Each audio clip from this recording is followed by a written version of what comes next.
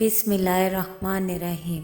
अस्सलाम वालेकुम मुअज़्ज़िज़ नाज़रीन, दी नॉलेज ऑफ इस्लाम में आपको खुश आमदीद। नाज़रीन, अफसानवी हुस्न के मालिक, तारीख की सबसे बदकार औरत मलका क्लेयोपेट्रा। नाज़रीन, क्लेयोपेट्रा मिस्र की मलका और इस्कंदरिया के हुक्मरान यूनानी ख़ानदान बैतलहूस में थी। वो बैतलहूस सिजधम के यहाँ 69 कबल मसीह पैदा हुई। इसका बाप इक़्तिदार से महरूम होने के बाद रोम की हमायत से बेहाल हुआ था।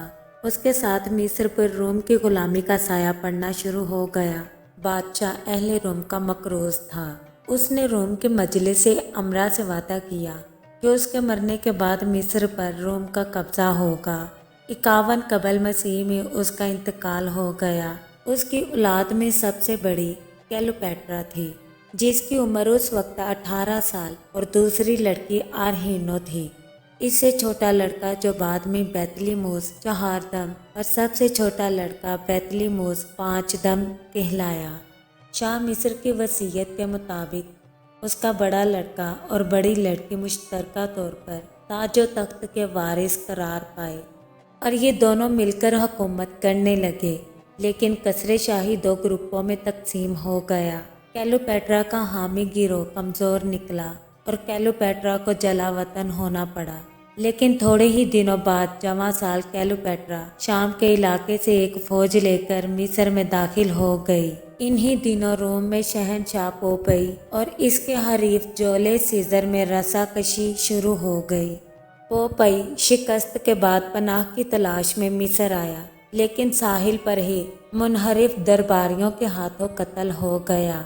जूलियस सीज़र पोपई के ताक़ुब में मिस्र पहुंचा और मलका क्लेयोपेट्रा के दामे हुस्न में गिरफ्तार हो गया। क्लेयोपेट्रा ने सीज़र की मदद से अपने दुश्मनों का सफाया किया, जिनमें उसका भाई और छोटी बहन भी शामिल थे।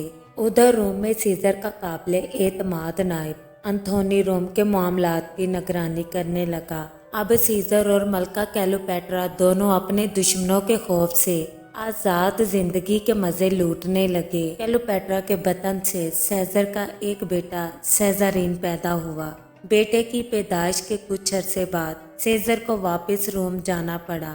मिस्र से आकर सीज़र फतूहात में मसरूफ़ रहा। जश्न फतूहात के मौके पर क्लेयोपेट्रा भी रोम पहुंच गई और रोम की मलका बनने के ख्वाब देखने लगी। लेकिन पोपई के हामियों ने फिर सर उठा लिया और सीज़र को कत्ल कर दिया।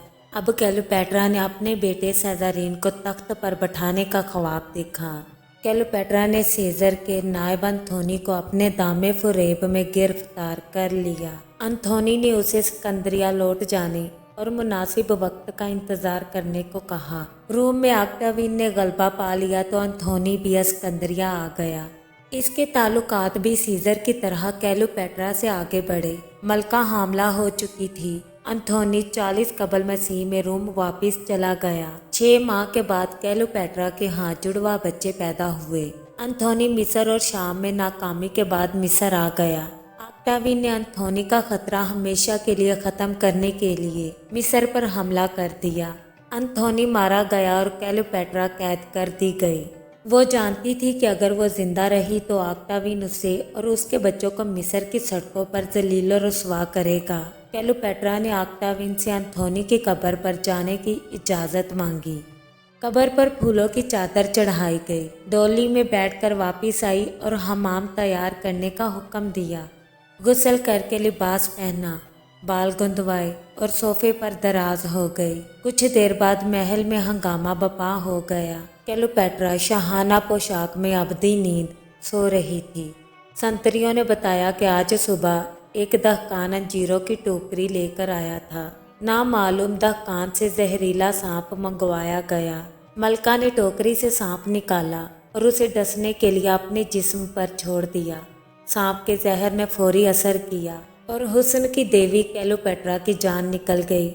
मरने के बाद जब लाश का मुआयना किया गया तो जिस्म पर सांप के डसने के निशान मिले। दोस्तों, उम्मीद करते हैं आपको हमारी वीडियो अच्छी लगी। कमेंट बॉक्स में अपनी राय का इजहार ज़रूर कीजिएगा और इस चैनल पर नए आने वाले दोस्तों से गुजारिश है कि चैनल को सब्सक्राइब ज़रूर कर लें और बेल आइकन को प्रेस करना मत भूलें ताकि हमारा हर नोटिफिकेशन आपको टाइम पर मिल सके।